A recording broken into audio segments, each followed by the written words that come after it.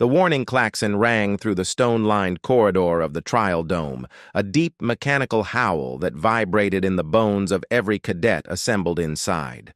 Rows of young warriors stood shoulder to shoulder in full combat readiness, each representing the pride of their own planet or species.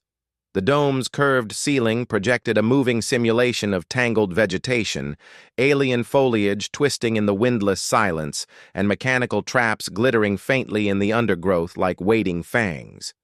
Every cadet's eyes were fixed on the projection, except for one. Olivia Maris stood near the back of the formation, her arms folded calmly across her chest, her face unreadable beneath the matte black brim of her Academy-issued cap. Her gear was simple: utility belt, reinforced boots, and a steel-core walking stick strapped diagonally across her back. No drones, no power shields, no exo-assist frame. Just a stick, a small knife, and 2 pouches of rations. While others recalibrated their scanning visors or synced with wrist-mounted tactical AIs, she simply stared at the real forest below the projection as though it were already familiar. Commander Thulvar, a towering reptilian instructor from the Glaran Empire, stepped forward and barked the opening words of the trial. His forked tongue hissed as he spoke, punctuating the tension with sharp sibilance. This is the Trial of Thorns, the oldest test in the survival arc. Designed by the Graal Consortium a century ago, it simulates a pre-technological death world terrain, where instinct, not intelligence, determines who lives and who dies. A few cadets exchanged glances. Everyone had heard the stories. Cadets from crystalline species who shattered on impact after falling through camouflaged pits. Insectoid rookies who failed to detect spore mines disguised as fungus clusters. Reptilian strategists who were too slow to react when the plasma vines ignited. The survival rate was less than 6%. No one had ever finished it without triggering at least one trap. The environment is loaded with over 120 unique traps, Commander Thulvar continued. Your mission is to reach the beacon at the far edge of the simulation and extract. There are no rankings. There is only survival, and you will enter alone. One by one, cadets stepped forward as their names were called.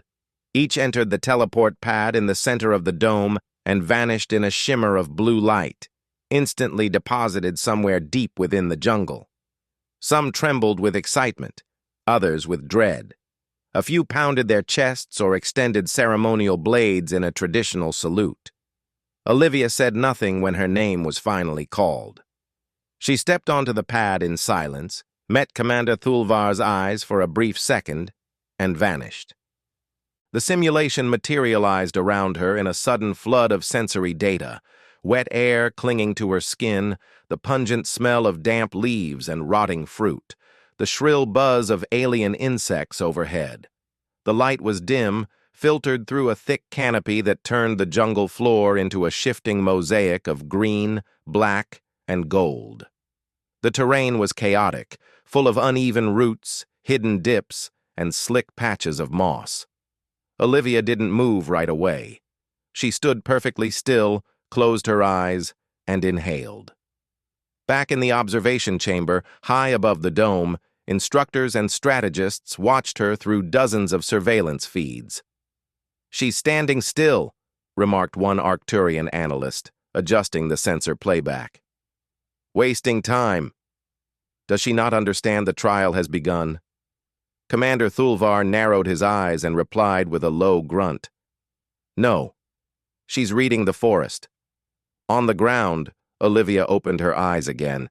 She bent down slowly, letting her fingers brush the moss. Too dry.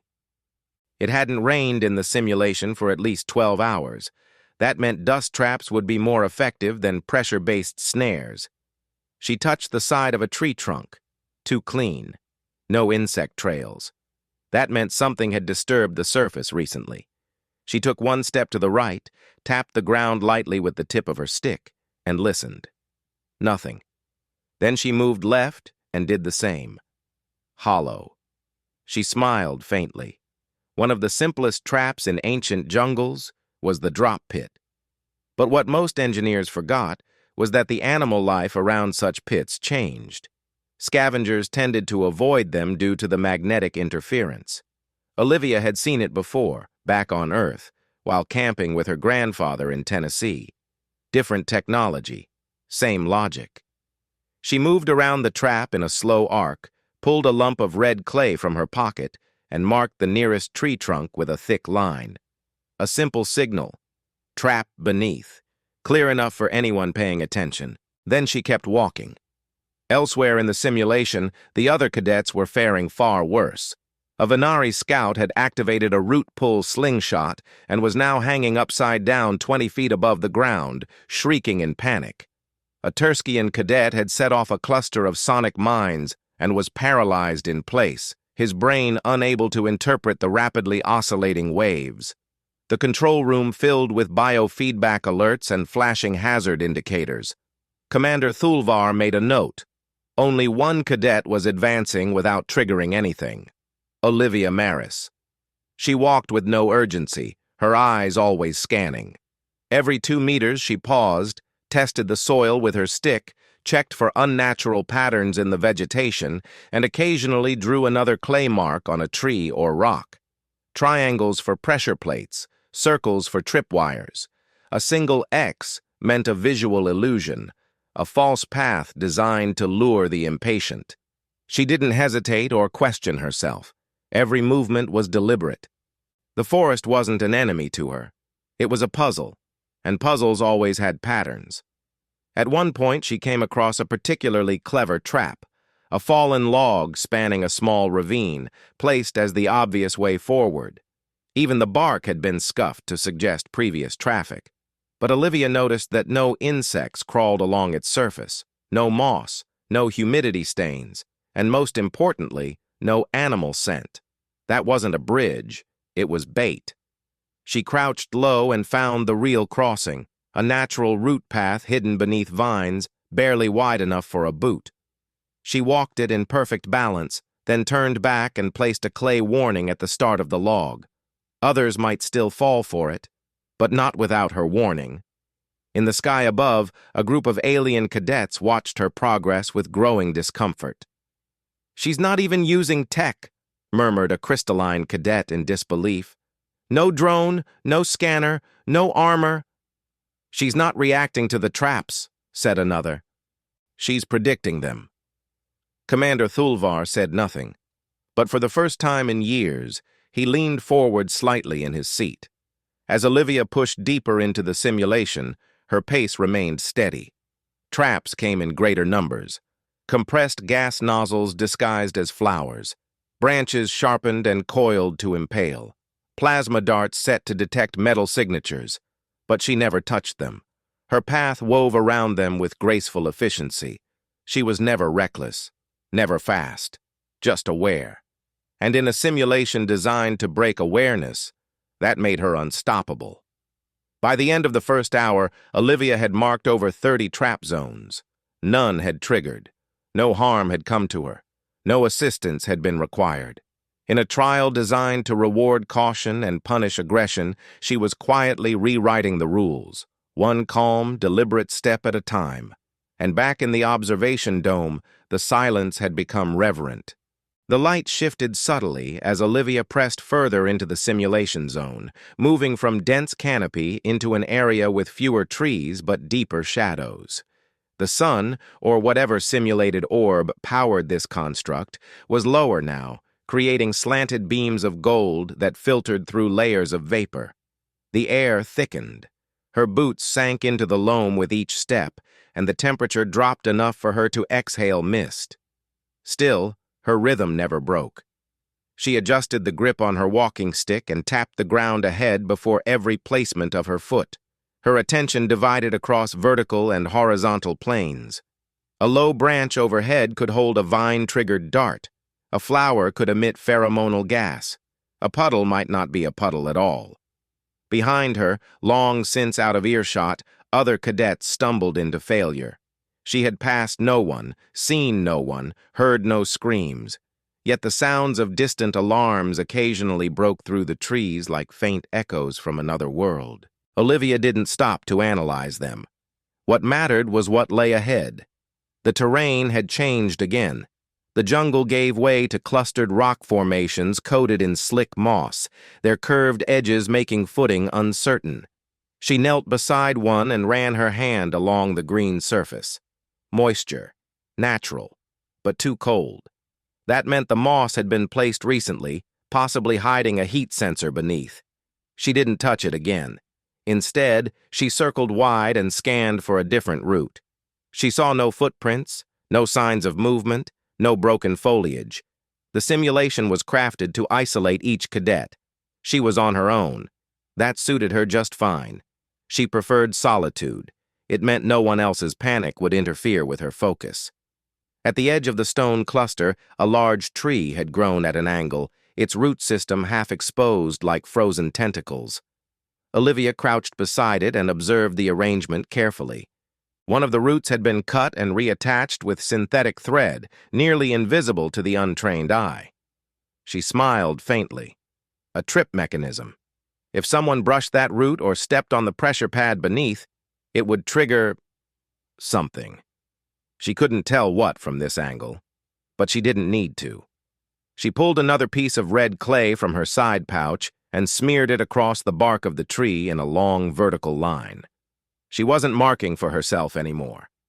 She was leaving a trail of warnings, breadcrumbs for those smart enough to follow. Deeper into the maze, the forest narrowed into a ravine. 2 stone walls rose steeply on either side, covered in vines and sharp vegetation that seemed too uniform in spacing. She could see faint glints in the vines, glass eyes perhaps, or optical sensors, drones, motion-tracking surveillance points. Any sudden movement would register. She dropped to her stomach and began crawling slowly, pushing her walking stick ahead of her with careful movements. Her elbows sank into cold mud and sharp stones scraped her uniform, but she kept going. Halfway through the passage, a branch snapped in the distance. Someone had entered behind her. A cadet, maybe, who had found her trail. Olivia didn't look back. She reached the end of the ravine, pressed her back against the rock wall, and waited. A second branch cracked, then silence. She peered around the edge and caught a glimpse of movement, a flicker of silver, the shine of a metallic breastplate. Someone was coming too fast. She wanted to shout a warning, but the simulation rules were strict. No vocal communication allowed. Infractions meant disqualification. So she simply waited, crouched low, gripping a small stone in her hand. The figure appeared a moment later. A male Valari cadet, lean and six-limbed, wearing a reinforced shoulder harness and breath mask. He looked around wildly, scanning the trees instead of the ground. Olivia noticed the mistake instantly. His third foot, his rear right, was about to land on the false moss patch. She tossed the stone. It struck the ground just before his foot hit the trap. He froze, blinking. Then his eyes found her. She said nothing. He looked down at the moss, blinked again, and understood. He gave a short nod of gratitude and moved around the patch, slower now, watching the terrain more carefully. Olivia continued forward, this time adjusting her strategy. The fact that another cadet had found her meant her trail was readable. That was good. But it also meant future traps might now account for shared passage. The simulation could adapt. She had to adapt faster. Soon the terrain thickened again, the underbrush rising to waist height, filled with sharp reeds and plants that hissed with the faint sound of chemical reactions. Olivia noticed a pattern. The hissing came in rhythm, a slow inhale-exhale pattern like artificial breathing. She narrowed her eyes. That wasn't natural. The plants were sensors, triggered by scent or temperature. She pulled a tube from her belt and smeared a paste across her exposed skin. The cooling gel would regulate her body temperature to a few degrees below average, confusing the thermal sensors long enough to pass through. She moved carefully, one step at a time, avoiding the plants where possible, brushing against only the edges. It took her nearly 20 minutes to clear a 30-meter stretch, but no alerts sounded and no traps triggered. When she finally broke through the reeds, she found herself in a clearing, circular, too clean. A trap zone, without question. No birds, no insects, just silence. She waited at the tree line and studied the patterns. The ground was divided into irregular patches, some soft, some firm. She threw a twig onto a soft patch. It sank with a hiss, then vanished into a cloud of vapor. Vapor laced with paralytics, no doubt. She began marking safe tiles with white stones, building a makeshift path across the field. A few of the stones she threw struck traps. Those she avoided. Others landed and stayed. She crossed the clearing by hopping from one to the next. It was slower than walking, but it worked. When she reached the other side, she looked back at the grid of white stones, now glowing faintly in the low light. It resembled a path of stepping stones across a swamp. Behind her, the Volari cadet approached and paused. He didn't speak. She pointed once, then disappeared into the next thicket. The jungle now grew twisted. Trees with bark like scarred metal, roots like coiled springs, branches that hung low with purple leaves that dripped fluid into the soil. The simulation was escalating. Olivia knew what that meant. She was close to the halfway mark. Most cadets didn't survive past this point. The trap types would now become psychological, not just physical. The terrain would play tricks on perception, hallucinations, repeating paths, phantom signals. She touched the side of her helmet and activated the manual override, disabling her visual enhancement HUD. From here on, it would only interfere. She walked in darkness. The thorns closed in, brushing her arms, tearing at her sleeves, but she ignored the discomfort. She focused on scent, texture, airflow. At one point, the path appeared to loop. She recognized a marked tree and realized the forest had subtly shifted. The simulation map was folding in on itself. That meant she had to break pattern. She turned exactly 90 degrees left and walked straight through the densest undergrowth she could find. The vines resisted, but she cut them methodically. 10 meters in, she emerged into a corridor of stone arches, unseen from the regular path. She smiled. A hidden route, reward for defying expectation. At the end of the corridor, a metallic gate shimmered into view. Not real metal, hard light projection. The gate would open only for cadets who had passed the maze section without errors. As she approached, the gate scanned her and emitted a soft chime. It opened. She stepped through. The new environment was different, drier, with colder air and scattered dead trees. A place of silence. The traps here would be subtle, perhaps even moral. Olivia paused, took a sip from her water pack, and sat down beneath a skeletal branch. She had walked the entire first phase without a single alert. Her legs ached, her arms were scratched and bruised, but she had not been harmed. Not truly. She allowed herself 20 seconds of rest. No more. Then she rose again and moved forward into the silence, knowing the forest was far from done with her. The transition from the jungle's oppressive density to the skeletal terrain ahead was not abrupt, but subtle, like walking through the fading memory of a storm. Olivia continued along a barely visible path between clusters of petrified trees, each trunk bleached by simulated sun and scarred with faint carvings. Remnants from previous trials, or perhaps echoes left intentionally by the designers to unnerve the cadets. The air no longer carried the thick humidity of the previous zone. Here, it was cold and dry, tinged with the sterile scent of synthetic frost. Her breath no longer formed mist, but her skin prickled as if in anticipation. This place was not dangerous because it looked threatening. It was dangerous because it didn't. She stopped briefly beside a pile of white pebbles that seemed oddly placed near a ridge. Her eyes scanned the arrangement. 4 small stones, 1 large, and a twig inserted vertically in the center. Not random. A signal. Someone had been here before. Likely a cadet who wanted to mark direction but left no official mark. Olivia crouched, inspected the soil beneath the stones, and found a disturbance in the otherwise uniform dust. A trap was nearby.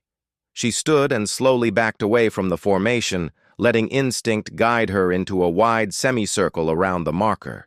Within moments, She saw the trigger, a cluster of translucent thorns embedded in a seemingly dead bush, angled outward like broken glass. Too faint to detect without the right angle of sunlight. She would not have seen them had she approached from the front. She pressed forward, and soon the land began to slope upward. The forest had grown quiet, unnaturally so. No simulated wind, no rustling, no wildlife. Not even her own footsteps made much sound. The sound-dampening field was active now. Olivia recognized the effect from past simulations. This meant the psychological phase had begun in earnest. Here, cadets would begin to hear things that weren't there or miss things that were. She tapped her helmet and deactivated her auditory enhancements entirely. No tricks, only silence and raw senses. At the summit, a clearing opened wide around a black stone monolith. The moment she stepped into view, it began to glow faintly. Words etched across its surface shimmered into readable text. Turn back. You will not survive what lies ahead. Olivia walked past without a glance. The message was meant for someone who hadn't grown up with a man like her grandfather. The terrain descended again into a hollow, where the earth was pocked with shallow craters, ash-colored and scattered with black roots. She moved carefully, her boots pressing into ash that clung to her soles. Every few meters she checked her surroundings, pausing, scanning, then adjusting. Her pace was deliberate but confident. The precision she moved with didn't come from formal training, it came from experience far older than the academy. As she climbed over a half-fallen log and ducked beneath the boughs of a bent tree, something triggered in her memory. A flash. The exact position of the branches, the depression of the soil, the angle of the tree. It matched a place from her childhood. She had been 13, walking with her grandfather near the base of a dried-out canyon in rural Kentucky. The air had smelled like metal. The dirt had the same color. He had stopped suddenly, pointed at a broken tree, and said, "Always trust the unnatural quiet." A bobcat had been hiding in the brush, just feet from where she had stepped. He had saved her with nothing more than awareness. That lesson stayed with her. Now, standing in this simulated forest, she realized the terrain had been designed by someone who understood human patterns, who perhaps had studied wilderness trails, Earth's historical landscapes, even Earth-native predator behavior. She appreciated the intelligence behind it. But she wasn't going to lose. Far ahead, she saw movement, not flickering like holographic illusions. This was physical. She froze, narrowed her eyes, and focused. A figure limped between two large boulders, then collapsed. She ran forward, not recklessly, but with practiced haste, scanning the ground ahead. It was a male Velari cadet, the same one she had seen in the ravine earlier. His skin was cracked with dehydration, and one of his lower arms was bleeding from a sharp gash. His shoulder pack was missing. He looked up as she approached, blinking slowly, eyes sunken. Trap. Undergrowth. He croaked. She knelt beside him and quickly assessed the injury.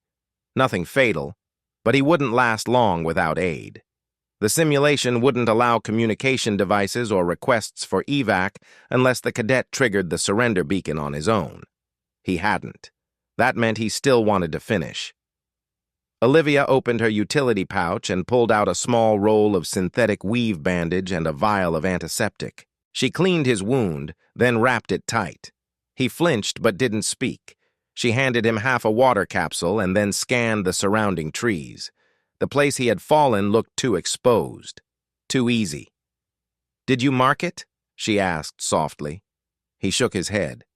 "Fell before I saw it." She looked down and saw his boot had torn a fine wire hidden in the grass. Whatever trap it had been, it hadn't fully triggered. Lucky.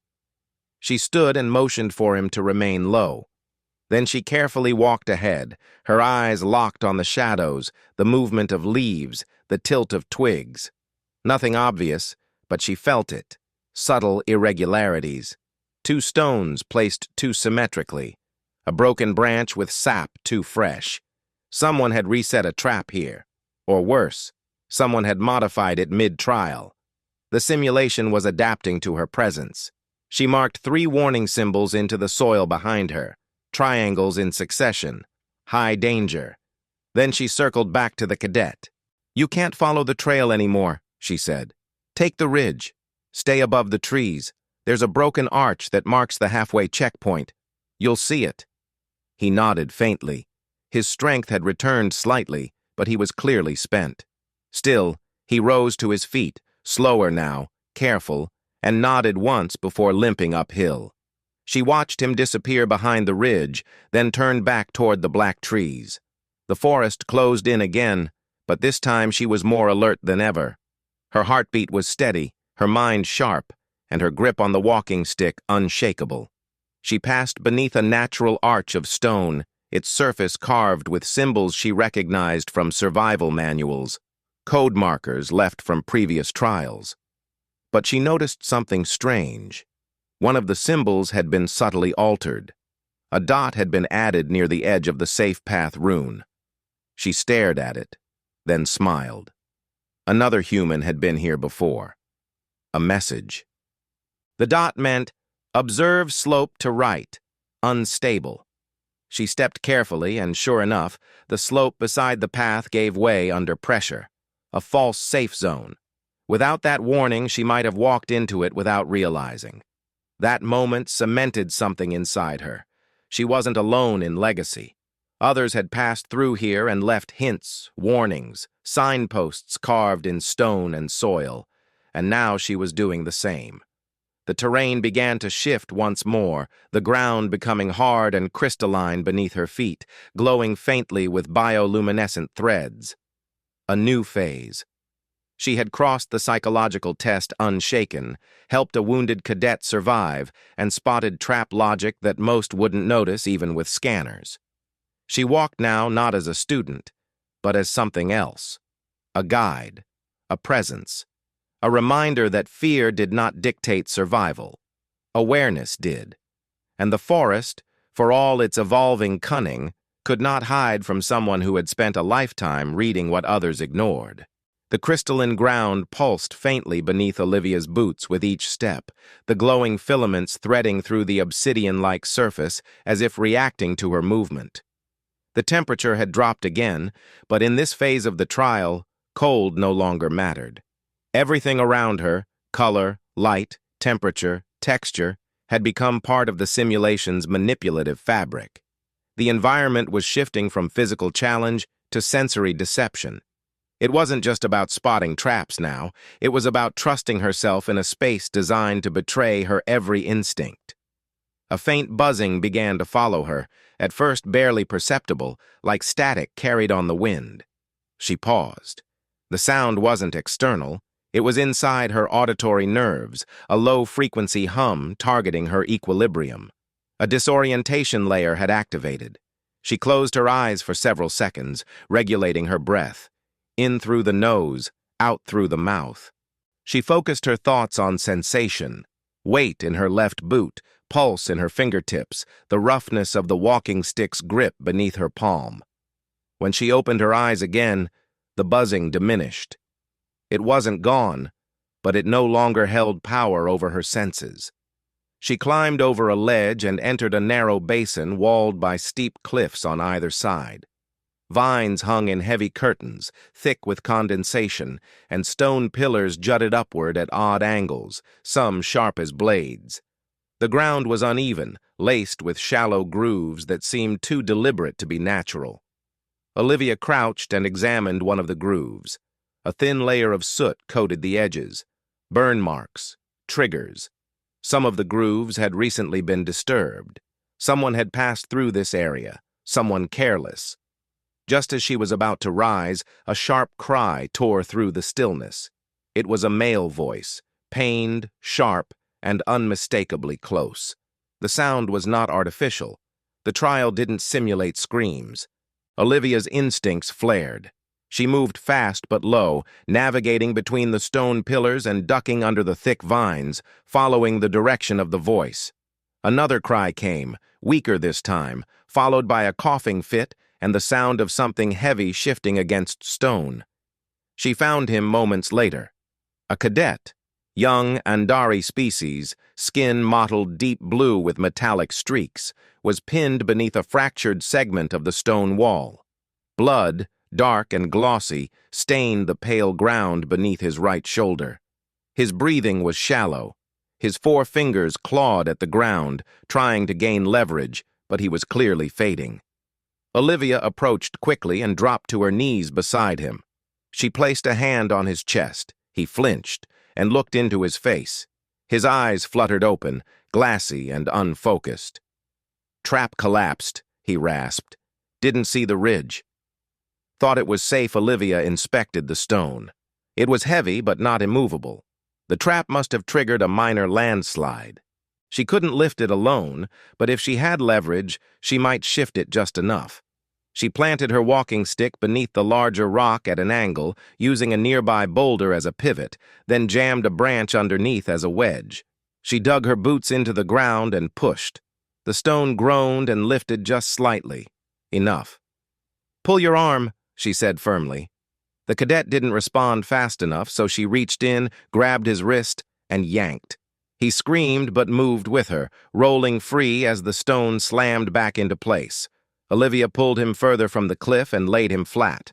His forearm was torn, likely fractured. She pulled a stabilizer rod from her pouch, slid it beneath the elbow joint, and wrapped the entire limb with tension mesh, reinforcing the bones.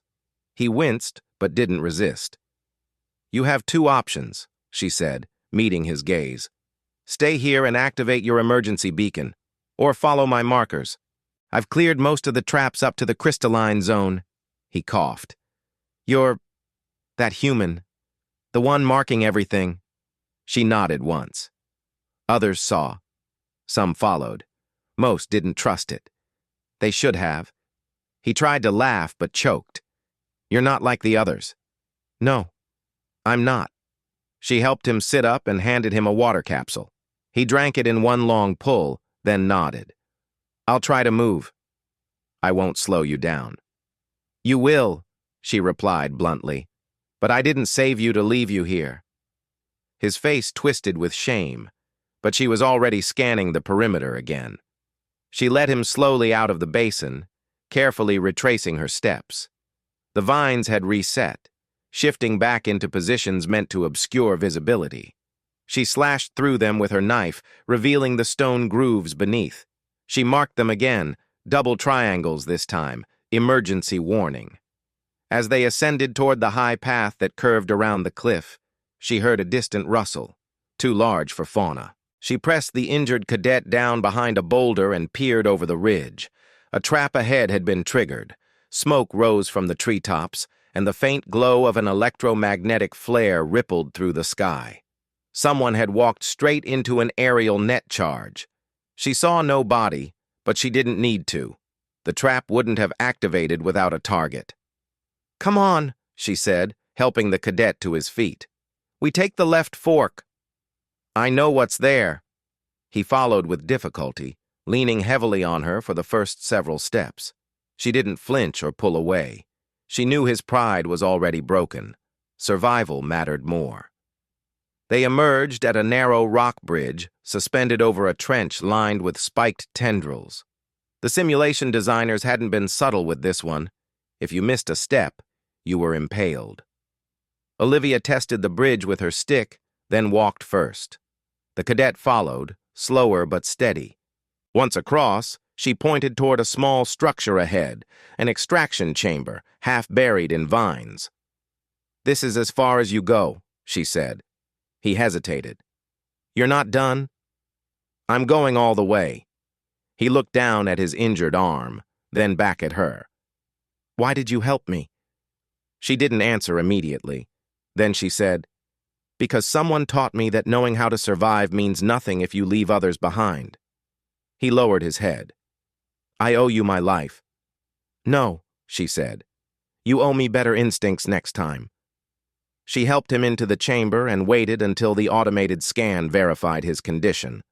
The pod sealed and lifted away, disappearing into the simulation's ceiling.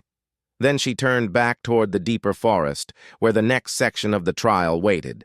Now she moved faster, with renewed clarity. She hadn't entered this trial intending to save anyone, but the moment had come, and she hadn't hesitated. That mattered. She realized now that her presence in this forest was no longer just about finishing. It was about proving something, to herself and to the architects of this test. No trap was unbeatable, no terrain was too complex, and no human walked alone unless she chose to. She disappeared into the shifting canopy, walking toward the final stretch. The light filtering through the trees had changed again. It was thinner now, more sterile, lacking the golden warmth from earlier phases. Olivia noticed the way the color temperature shifted the longer she walked. Everything carried a pale blue cast, like the forest had been drained of its natural hues and replaced with clinical indifference. Her boots sank slightly into the soft gray moss carpeting the floor of this final sector, which released no scent, no moisture, and made no sound beneath her steps. She had entered the endgame. This was not a place for hesitation. Ahead, the trees gave way to massive pillars arranged in a perfect circle, each carved from black stone, their faces etched with symbols from over 20 alien languages. At the center of the circle stood a spiral ramp of jagged terrain leading to a single outcrop overlooking the valley below. She recognized the structure immediately from the simulations she had reviewed before the trial. The final spire. The extraction beacon rested at its summit, waiting for the first cadet who could reach it without being eliminated. She checked her pouch. She had 4 clay markers left. Enough. She tightened the strap on her utility belt, adjusted the tension in her knees, and started forward. The moment she crossed the threshold into the pillar circle, the trap matrix reinitialized. She heard it, faint and layered, like metal whispering against stone. The moss below hardened. The trees behind her sealed off with a hiss. There was no retreat now. She advanced slowly, tapping the ground with her stick. The first trap triggered 10 steps in. Shimmering tiles beneath the moss flickered for a fraction of a second before returning to normal. Pressure pads. She didn't step on them. She dropped a piece of clay and pressed it into the bark of a twisted branch nearby. Triple dash. That was her code for pressure zone with reactivation. She advanced. The spiral was longer than it looked from a distance. The slope was deceptive, curving tighter with each level. Wind began to stir around her, cold and sharp, though there were no clouds above. Then the visual interference began. For the first time in the entire trial, Olivia's vision distorted. The terrain warped in waves and the spiral suddenly appeared to split. One path went left, one went right. Both led to the top. Neither looked more real than the other. She stood still and closed her eyes. The wind. That was the answer. She crouched and touched the moss. On one side, the grass fibers bent against the wind. On the other, they bent with it. That was the key. The wind wasn't simulated. It was environmental conditioning. Only the real path would resist the flow. She chose left and marked the fork with a broken clay fragment wedged into a crack between stones. The traps grew subtler. Some involved collapsing steps hidden behind projected terrain. Others were timed pulse mines embedded in tree roots. Once, she watched as a branch overhead arced with invisible current and waited until the charge passed before moving under it. Her movements were fluid, precise, almost mechanical. She had passed beyond hesitation and entered the rhythm of the forest. And the forest, at last, had begun to respect her. Halfway up the spire, she encountered the final cadet. He was collapsed against a stone wall, breathing heavily, blood running down his temple, his uniform scorched on one side. His eyes opened when he heard her approach. He was Avikari, tall, skeletal frame, pale exoskin cracked and stained. He attempted to rise, but his right leg gave out beneath him. She crouched beside him, scanned his injuries, and didn't speak until she finished her examination. "No internal bleeding," she said. "Fractured femur." "You walked on it too long." "I had to," he gasped. "I triggered the ArcNet." No choice. Where's your beacon? He looked at her, confused. You didn't activate it? I was too close to the end. I thought I could crawl. She exhaled through her nose. You can't. He looked down in shame. I thought I was ready. This was supposed to be my redemption. She didn't ask what he meant. She had seen enough broken cadets to understand that survival wasn't always about ego. It was sometimes about desperation. Hold still, she said. She pulled the last of her bandage mesh from her pouch and wrapped his leg tightly, then fixed a stabilizer bar beneath the joint. She helped him sit upright against the wall. You'll have to wait for extraction, she said. You're going ahead? I didn't come this far to stop here. He studied her as she stood. What are you? Some kind of tracker? I was raised in a place where nature didn't care if you were smart. You had to be present, aware. The forest didn't care about your plans. It cared about your instincts. His gaze sharpened. Then the forest made a mistake. No, she said as she began to walk again. It finally met someone who listened. She climbed the final tier of the spiral. At the top, the extraction beacon pulsed in gentle waves of gold. Surrounding it was a ring of thin black tiles, 10 of them, arranged in a pattern. Each one was an unmarked trap, the final defense. She crouched and studied them. The trap design wasn't about pressure. It was about rhythm. Every 5 seconds, the tiles rotated positions silently. The trap would only trigger if someone stepped on the wrong one while it was active. She waited. 5 seconds. Flash. Rotation. She timed the rhythm, marked the interval in her head, and walked. 1 step. Wait. Flash. Next step. Wait. At the final tile, she stopped. The beacon was 1 meter ahead. She removed the last clay marker and pressed it onto the tile behind her, an arrow pointing forward. No warning, no danger, just a sign. She stepped forward and touched the beacon. A low chime filled the air. The wind stopped. The environment froze. A moment later, the entire simulation collapsed into light. She stood alone in the center of the trial dome. Her uniform was torn. Her face was streaked with mud and sweat. Her arms were scratched. Her walking stick was cracked at the base. But she was standing. Commander Thulvar descended the observation stairs, silent. Behind him, a panel of instructors from across the Galactic Defense Academy watched her with unreadable expressions. Some leaned forward. Others whispered into data tablets. But none of them spoke. At last, the commander stopped in front of her. No cadet has ever completed the Trial of Thorns without triggering a single trap, he said. She said nothing. No cadet has ever marked every danger for those who followed. Still, she said nothing. You walked it as if the forest knew you, as if it feared you. She met his gaze. The forest doesn't fear, but it listens. He studied her for a long moment. Then, without another word, he turned to the panel and gave a single nod. The others rose. It was not applause. It was not celebration. It was something older, something sacred. Recognition earned not through speed, not through aggression, but through mastery. She had not simply passed the trial. She had changed its meaning. Later, when the report was filed and her name was listed in the official records, a note appeared beneath her entry. Human Cadet Olivia Maris, first in Academy history to complete the Trial of Thorns with a perfect score. All traps identified. 0 activations. 3 rescues executed. Path fully marked. And in the next cycle, the instructors added a new elective to the Academy's curriculum.